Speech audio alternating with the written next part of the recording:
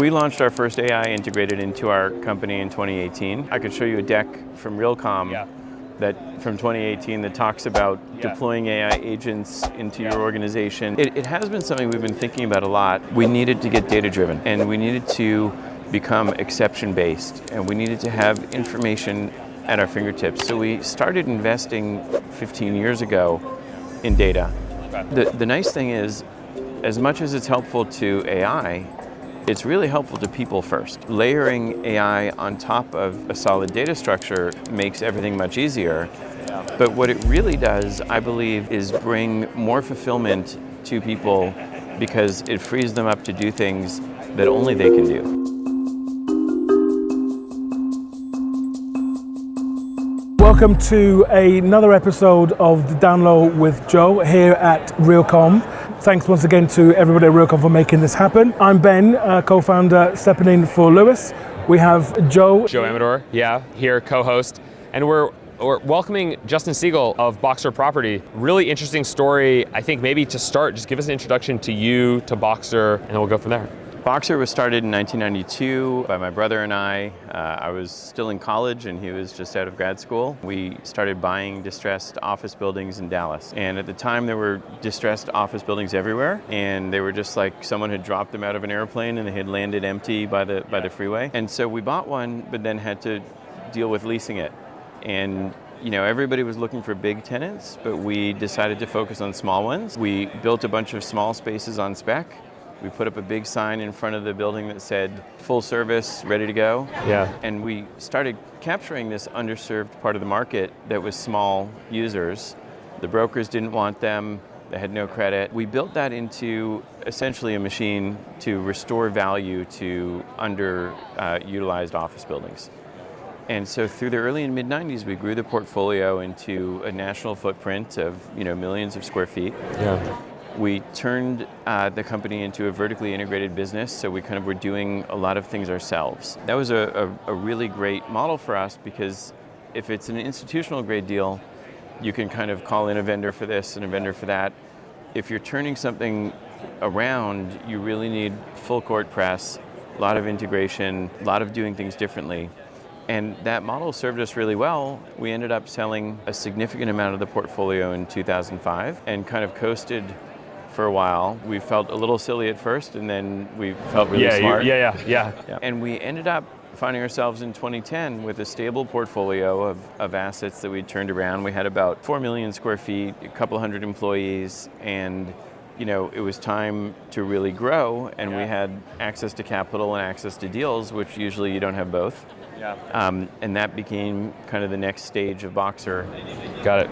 Got it. Your portfolio now national, asset classes, mostly office you were noting, but some retail, I think you said some of other asset classes as well. Yeah, we've got a bunch of office. We've got a national co-working platform that we run ourselves that's kind of flex space. We have hotels, we have retail, we've done some land stuff, we've done restaurants, we've done golf, but I would say that the larger part of the portfolio is office at the moment. Okay, makes sense. And you noted an interesting point, Justin. You said, you think about things, I think you said from kind of a full stack point of view. I mean, not to jump the gun, but one of the big opportunities for an owner of real estate with AI seems to be the barrier to entry, I would imagine, or the bar to clear to do it yourself. Once you've learned the fundamentals of AI, my sense, tell me if I'm wrong, it's lower. It's easier to deploy what you want to deploy or solve the problem you want to solve, maybe on your own or more from an in-sourced way. Well, I think that if you outsource everything and you just rely on vendors and what the market brings you, then the best you can do is to pick as well as other people and deploy up to the full capacity of those tools. On the other hand, if you try to develop everything yourself from scratch, you're never going to compete. So we found kind of a really happy medium where we've been able to deploy a set of tools that we can configure and use in various ways that gives us a ton of flexibility to really use AI throughout the everyday workflows and throughout the organization. Have you found that AI, I mean, we were touching on this just before, have you found that AI, there's this challenge macro-wide across our economy where AI is risky because it's going to cause mass job loss. But you could also argue that actually people will be much more productive. And I've even heard that the next step is if my people are suddenly much more productive, I want to spend more money on my people because all of a sudden I can generate a lot more income. But I think it's actually nuanced and it's going to vary. But my sense, you also noted that you're just a very data-driven organization, so obviously more data means better AI. So it seems like you're leaning into AI. However, would you say that's giving your people, your staff, your employees much more opportunity to just do better things, do great things? Yeah, I think the whole job loss thing is just silly. Yeah.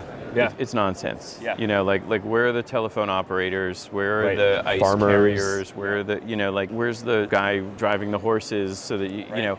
Right. I mean, we don't have sign painters, but that used to be a whole profession, and no one's crying about the sign painters. Those people are doing other things now. Yeah. And so I think that is often something that people say that is an expression of unease and fear.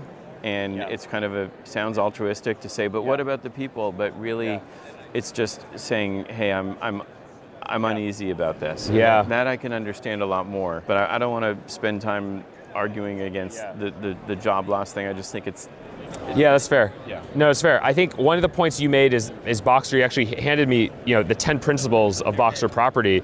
And the point that I thought was most compelling, one, it's interesting that you said this is something you hand to every new employee on their first day. Yes. And the first 3 are all about data. That's right. So just singular, normalized data, data stewardship, data-driven decision architecture. And this is something you've had for years. Yes. I think as principles, maybe not, the placard, but. No, we have. Yeah. And so, I mean, that also strikes me as being, not to say, to bring up prescience again, but like in the age of AI, the first 3 principles are all enablers for AI. Yes. I mean, tell me more. It sounds like, I know you didn't predict that and say, oh, someday there's going to be AI and we need to, this is just operationally, you just seem to run a really strong ship.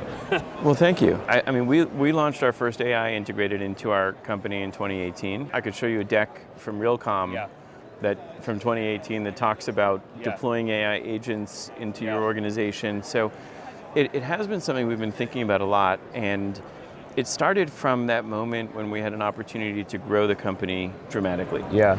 And normally the rate limiting factor is you don't have access to capital, you don't have access to deals. When you suddenly find yourself with deals and money, then the next issue is operational capacity. Yeah. And we looked at the ability to grow rapidly and how could we do that while maintaining quality, and we realized that we needed to get data driven. And we needed to become exception-based, and we needed to have information at our fingertips. So we started investing 15 years ago in data. Okay. And the nice thing is, as much as it's helpful to AI, it's really helpful to people first. Yeah. And so if you have access to information that you need to do your job, then it's very different than having to go find it in a company or remember it. We talk about how much time people spend on asking, answering, remembering, and reminding.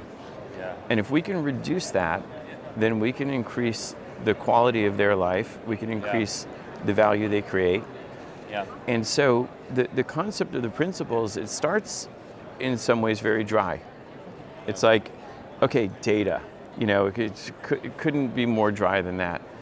But if you follow that thread, to like, okay, we're going to have data, then we're going to have good data, then we're going to make decisions on it, then we're going to go through all the things. The last principle is about helping people find fulfillment in the workplace, and self-actualization and self-realization, and having them use their time in this world in an effective way. And in my head, you have to have that ladder from data to decision making to I don't want to run through all those, but as it turns out, layering AI on top of a solid data structure makes everything much easier. But what it really does, I believe, is bring more fulfillment to people because it frees them up to do things that only they can do. Yeah. And if I handed you a huge list of work tickets or something, and I asked you to go through and tell me what the problem is, you could do it, and it would be annoying, and it would take a long time. But if we could snap our fingers, put a ML model on that, have it spit it out, and then say, can you solve the problem now? Right. Right? That's a better use of your time. Right. The personal fulfillment is there too because you've accomplished much more. Like, That's look right. at what I did in my day. I actually solved it. And even being in real estate, there's a human element here. I think, we talked about this with Darlene, being able to go to see the tenant where you fixed their issue, that maybe like this has been an issue and we haven't been able to figure it out, and we fixed it. Like, one, that's great for business. Yes. That's also just great for personal fulfillment, I would argue. It is, and it results in a much better experience, a much better deployment of people's time, a better deployment of capital. Yeah. The other thing that we did is we really, like, once you get into data, you start dissecting the work into decisions and information, right, and into use of information and storage of information, and that led us into this world of dissecting work to what requires physical proximity and what does not require physical proximity, and what requires real-time, daytime processing, and what can be done off hours. And once we started realizing that there's a huge amount of work being done during the daytime at the building by someone who, where some of that stuff could be done overnight, or some of that stuff could be done somewhere else, leaving them to focus on going and seeing the tenants, inspecting things, handling more properties, solving problems. Yeah. It's interesting because scheduling in buildings is always tricky in that a lot of facility operators, when I've met them or talked to them, it seems like a lot of their work is alarm after alarm or putting out a fire, it's just, they're not as in control of their day because there's just this flood of, there's a lot I have to analyze and respond to and figure out like what is the biggest priority right now, and sometimes you aren't actually sure, but there are a lot of priorities, so it's better to fix one than not. And I think to your point on fulfillment, but that's a really interesting use case where we can more clearly organize what should you be doing and when should you be doing it across an organization and a whole team. Yes, I think one of the best examples of this is the assistant property manager, right? So if you take that role and say, all right, let's look at all the things on that list that require being in the property versus things that don't. And same for the manager, right?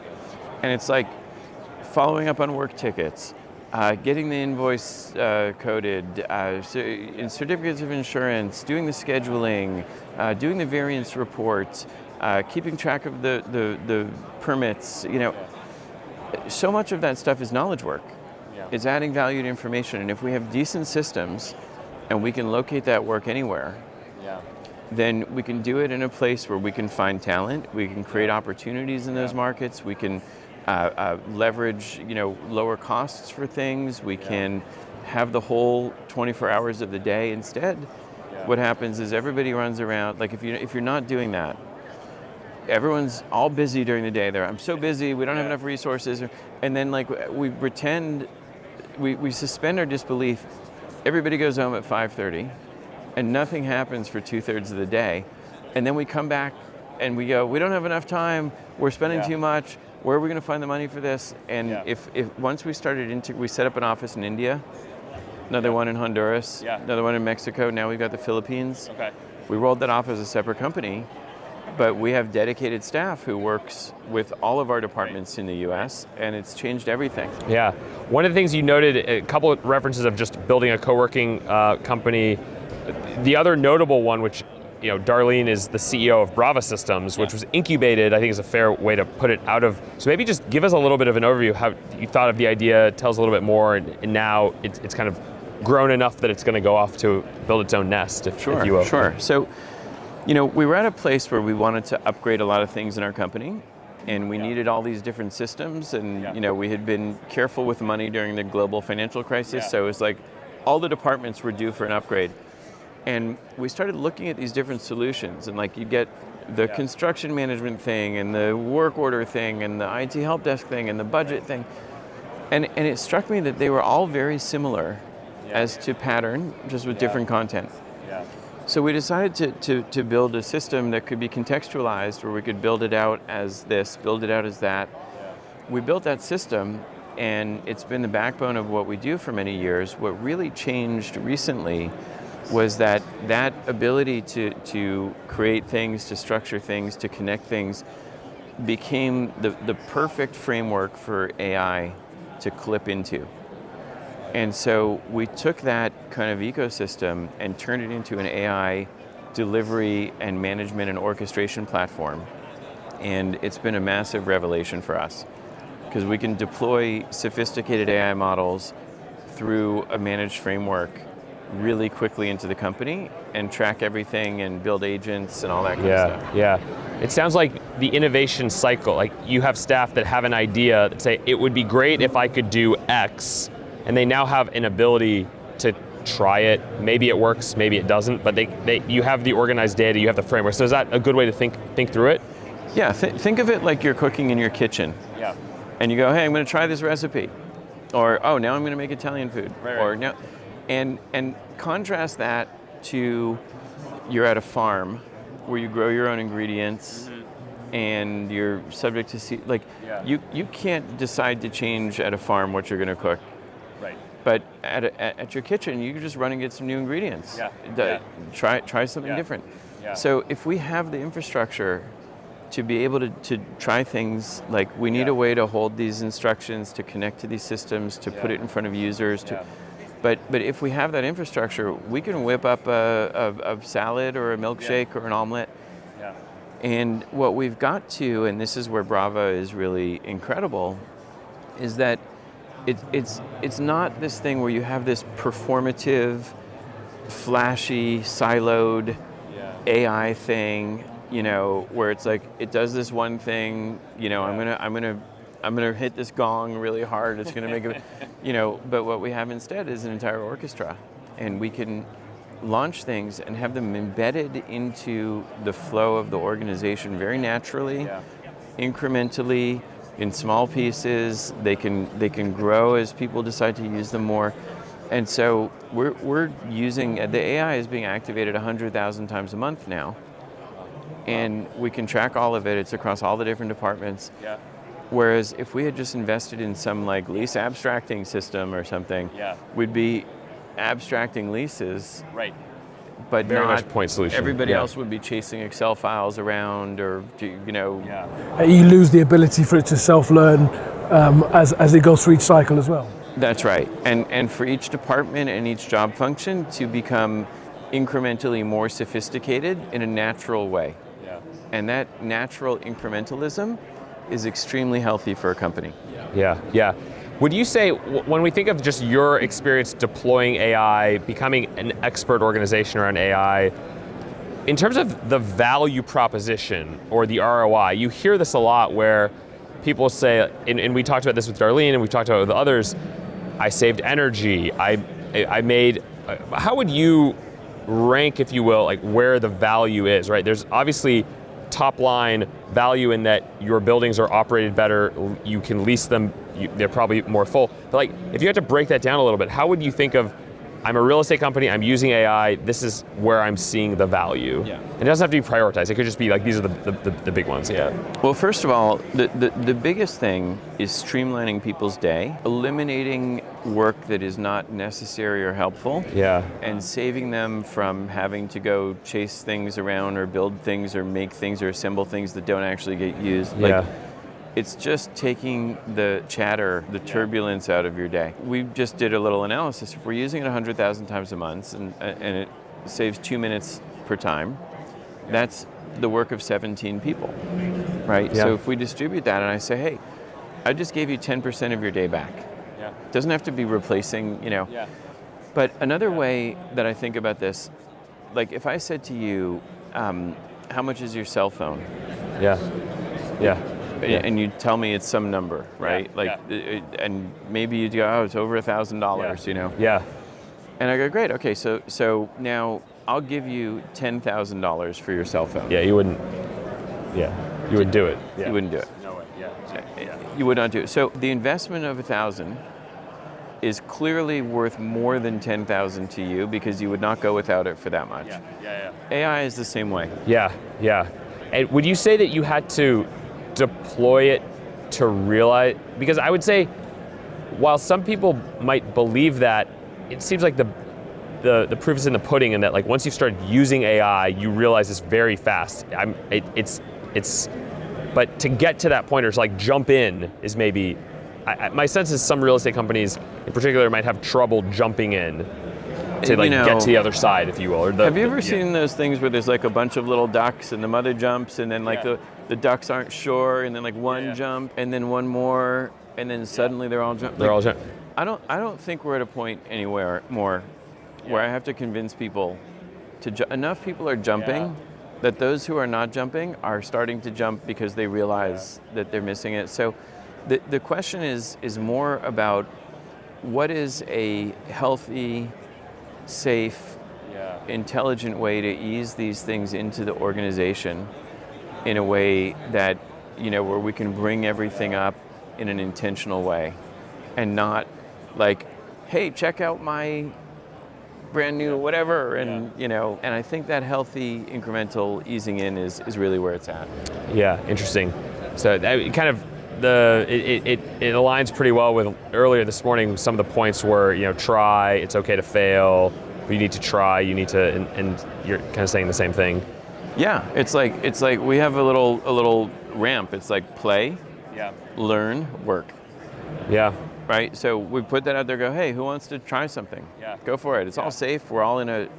We've constructed the system so that it's not safe. So it's not unsafe with respect to outside data or a lot of things. So you can play within it. It's like, hey, try it. Yeah. Then it's like, all right, now let's sit down after you've played a bit.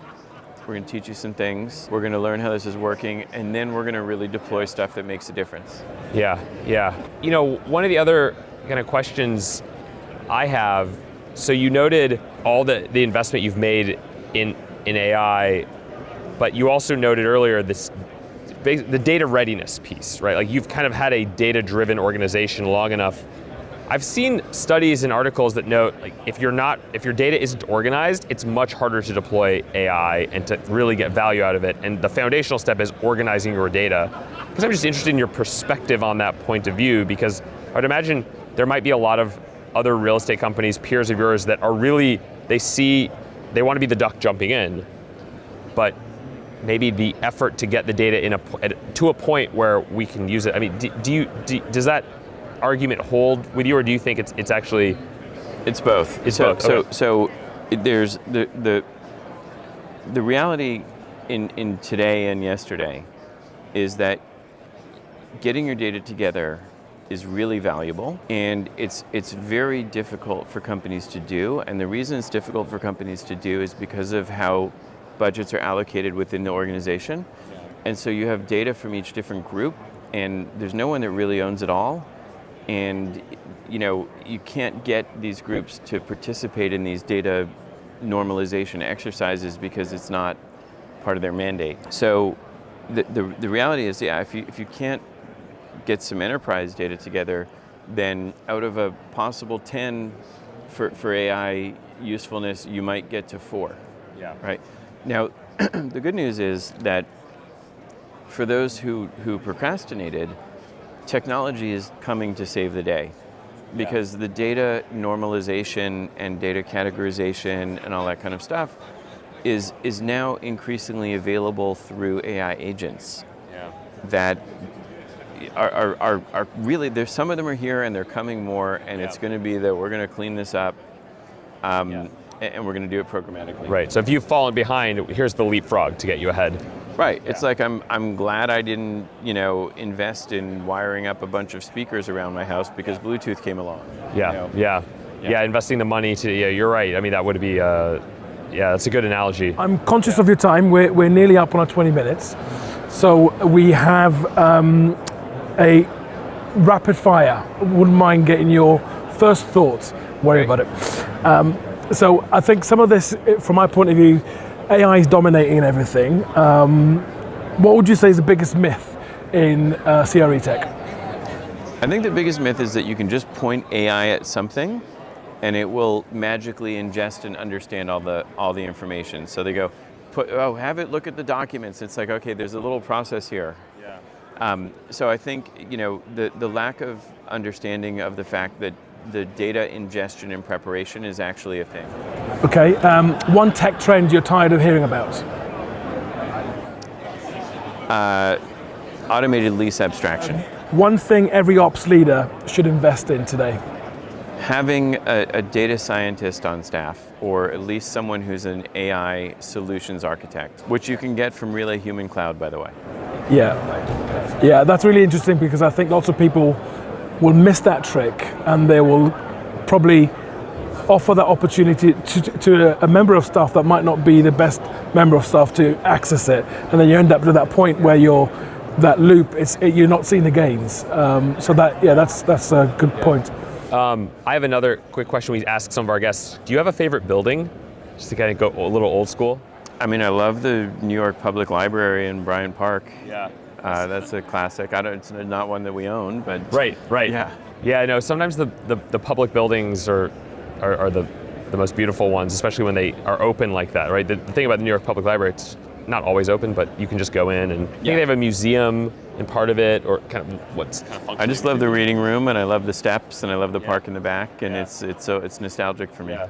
The one of the buildings at the Library of Congress is also they have a beautiful reading room, and I just remember even as a young age going there. It's interesting. Yeah. I had one more.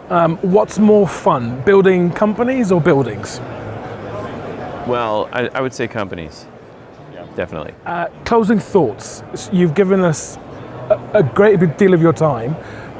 What's next for Boxer? What should we watch out for the next kind of 18 months?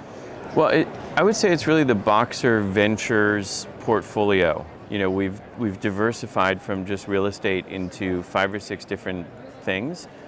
And what strikes me about them is that even though they all look like different ventures or different industries, the similarities between them are really the majority. So in the same way that, you know, you might look at 2 different people and say they're so different, but they have the same feelings and the same concerns and the same approaches and everything. What I'm excited about is diversifying our set of businesses, but operating them in a harmonious way that leverages the similarities between them. That's exciting. Well, thank you ever so much for your time. It's been a real pleasure. Yeah, really exciting. Great. Thank you, guys. Justin. It's great to see you. Great to meet you at Realcomm. Thank you for joining us. Thanks for having me. Yeah. All right. Yeah. Thank you very much. Cheers.